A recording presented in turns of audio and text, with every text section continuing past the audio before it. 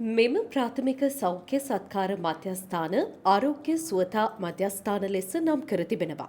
මෙම වසරේ මෙවැනි මධ්‍යස්ථාන 100ක් ජනගත කිරීමට නියමිතයි. නියම ව්‍යාපෘතියේ දෙවැනි සුවතා මධ්‍යස්ථානය ඊයේ රත්නපුර ඇත්තුවේදී විවෘත කෙරුණේ ජනමාධ්‍ය හා සෞඛ්‍ය අමාත්‍ය නලින්ද ජයතිස්සගේ ප්‍රධානත්වයෙන්. ආරෝග්‍යතා සුවතා මධ්‍යස්ථානයෙන් සිදුවන සේවාවන් පිළිබඳව පැමිණ සිටි ජනතාව අමාත්‍යවරයා විසින් දැනුවත් කළා.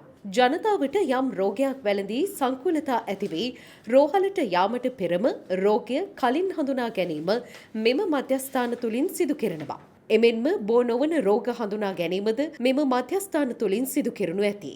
ඔබට රෝගයක් වැළඳිලා යම් සංකුලතා ඇවිල්ලා රෝහලට යන්නට කලින් ඒ රෝගය කලින් හඳුනා ගන්නවා. විශේෂයෙන්ම බෝ නොවන රෝග, දියවැඩියාව, රුධිර පීඩනය, පිළිකා මේ කාන්තාවන්ට පිරිමියාට හැදෙන පිළිකා වර්ග කීපයක් තියෙනවා. ඒ පිළිකා ටික කලින් හඳුනා ගන්න එක. අන්නේ සඳහා අපි කරන දේ තමයි මේ මධ්‍යස්ථානයේ ඒ පවුල් ග්‍රාමලධාරී වසමෙන් වසම අපේ මහජන සෞඛ්‍ය හෙද නිලධාරිනිය මේ කණ්ඩායමේ සහයෝගය සහිතව ඔබ මෙතන ලියාපදිංචි කරගනීවි. ඔබට මූලික පරීක්ෂණ ටික සිදු කරાવી. කරලා එතනින් එහාට ප්‍රතිකාර ගන්න ඕන අයට අපි පරීක්ෂා කරාට පස්සේ අපිට හම්බ වෙනවා කණ්ඩායමක්. දැන් ඉක්මනට ඒගොල්ලන්ට ප්‍රතිකාර කරන්න ඕන.